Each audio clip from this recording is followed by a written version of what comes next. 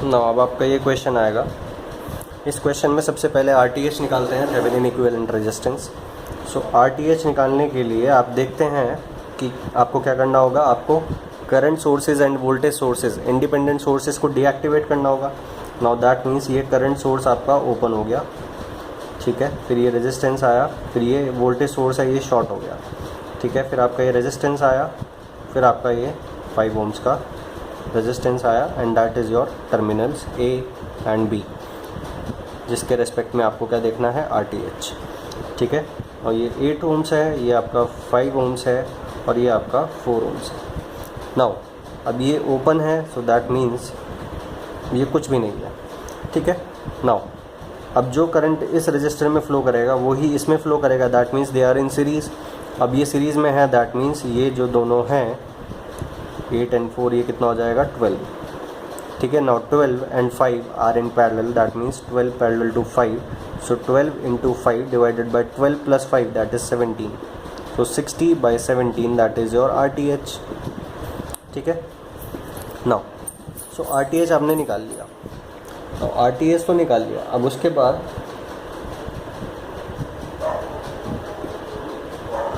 Sorry, यहाँ मैं एक चीज़ लेना भूल गया, और वो चीज़ है कि यहाँ एक रेजिस्टेंस भी है, एंड दैट रेजिस्टेंस इज़ 8, ठीक है। सो फिर से निकालते हैं भैया RTH।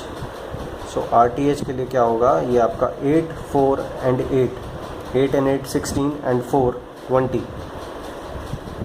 सो अब 20 पैरेलल टू 5 होगा, बस और कुछ नहीं होगा। So 20 parallel to 5, so 20 parallel to 5 means 20 into 5 divided by 25, so 5 5 and 5 4, so RTH is equals to 4। So RTH आपने कैलकुलेट कर लिया। नाउ आपको निकालना क्या है, Thevenin equivalent and Norton equivalent. Now अभी ये जो AB टर्मिनल हैं वो ओपन है, तो अगर मैं प्लस माइनस बोलता हूँ तो ये जो होगा that is VOC is equals to VTH।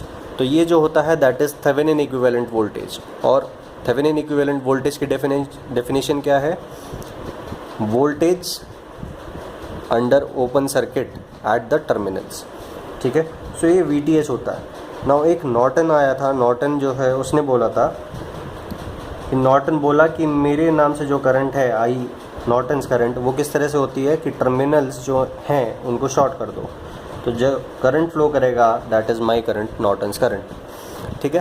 So IN इस तरह से कैलकुलेट किया जाता है। सो अब नॉर्टन्स इक्विवेलेंट सर्किट किस तरह से बनाया जाएगा, जैसे कि थेवेनिन इक्विवेलेंट सर्किट जो है वो क्या है, उसमें एक VTH निकलेगा एंड RTH निकलेगा। दैट मीन्स एक क्या निकलेगा, एक तरह से VTH in series with RTH। Basically ये क्या हुआ, एक वोल्टेज सोर्स हुआ, ठीक है।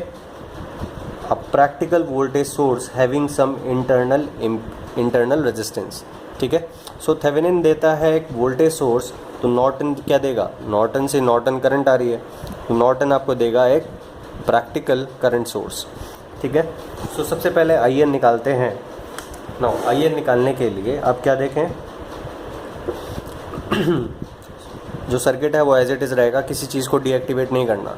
जब RTH निकालते हैं तभी डीएक्टिवेट करना होता है, ठीक है। नाउ अब ये शॉर्ट है, दैट मीन्स ये रेजिस्टेंस भी शॉर्ट हो गया, तो इस रेजिस्टेंस में कोई करंट नहीं जाना चाहिए, बिकॉज एक शॉर्ट पाथ ऑलरेडी करंट को दिख रहा है, ठीक है। नाउ अब देखें कि यहाँ अगर मैं रेफरेंस मान लेता हूँ, मुझे तो IN करंट निकालना है, कैसे भी आप निकाल सकते हो। सो सपोज़ आप ट्रैकिंग ऑफ करंट निकालते हैं, सो 2 एम्पियर करंट इधर से आया, सो बाकी करंट यहाँ से जाएगा, ठीक है। So suppose that current is I1, ठीक है। और I1 भी ना लें आप इधर I1 एज्यूम कर लें, और इधर ऑलरेडी IN एज्यूम्ड है तो IN ले लो। सो 2 एम्पियर आया, IN चला गया, तो बाकी इधर से जाएगा कितना, 2 माइनस IN।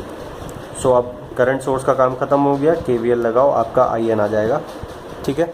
सो IN इस केस में आपका क्या आएगा, IN इस केस में आपका आएगा, IN आएगा आपका 1 एम्पियर, ठीक है। सो क्या होगा, किस तरह से बनाएंगे आप, करंट आपने क्या एज्यूम करी है,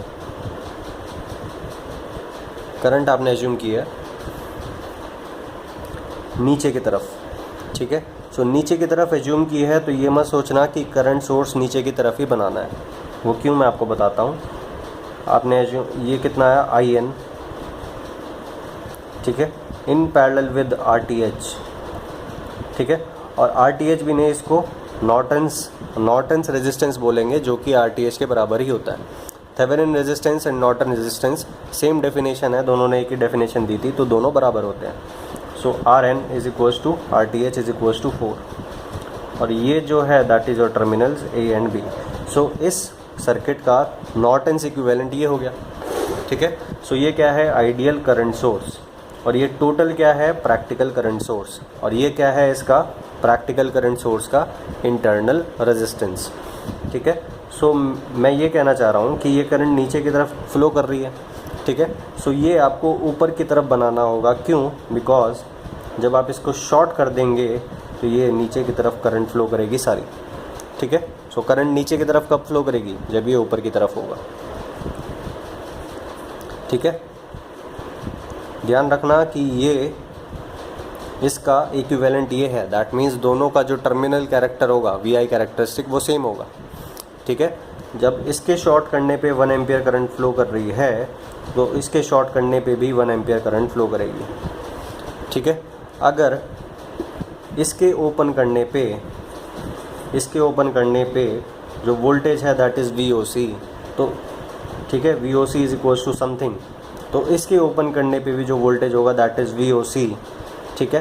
एंड वो आप देखेंगे कि अगर ये ओपन हो गया तो सारी करंट इसमें से जाएगी, दैट मीन्स प्लस माइनस ये क्या होगा, VOC, and VOC is equals to IN into RN, ठीक है। That means 1 into 4, that means 4 volts, ठीक है। That means VOC is equals to 4 volts, and ये क्या होता है, थेवेनिन होता है, ठीक है। सो बेसिकली अगर आपको RTH पता है एंड VTH एंड नॉर्टन्स में से कुछ भी पता है, तो आपको सब कुछ पता है, ठीक है। सो ध्यान रखना, VTH is equals to current, कौन सी current, Norton's current into resistance. RTH बोल लो चाहे RN बोल लो, एक ही बात है, ठीक है। Norton's resistance and Thevenin resistance R same, ठीक है।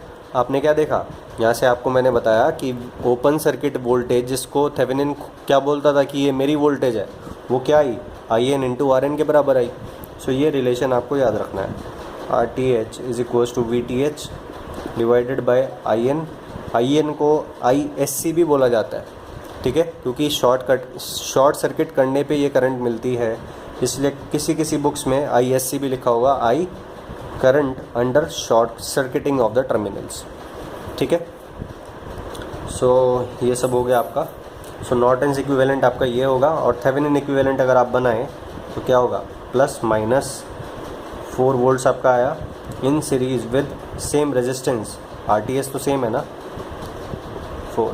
सो अगर आप देखें कि अगर आप सोर्स ट्रांसफॉर्मेशन करोगे तो नॉर्टन्स इक्विवेलेंट से आपको थेवेनिन इक्विवेलेंट मिल जाएगा। इसका सोर्स ट्रांसफॉर्मेशन करो, 1 इंटू 4 दैट इज़ दिस, ठीक है।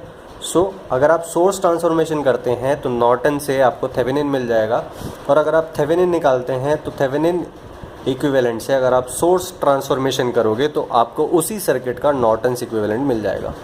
सो कभी भी ऐसा मत करना कि आप RTH निकाला, फिर सर्किट एनालिसिस से VTH निकाला, फिर दोबारा सर्किट एनालिसिस से आपने IN निकाला, कभी भी ऐसा नहीं करना। हमेशा ध्यान रखना that there is a relation VTH is equals to IN into RTH। So अगर आपके पास कोई भी 2 क्वांटिटीज़ हैं तो आप थर्ड क्वांटिटी को विदाउट एनी एनालिसिस निकाल सकते हैं, ठीक है।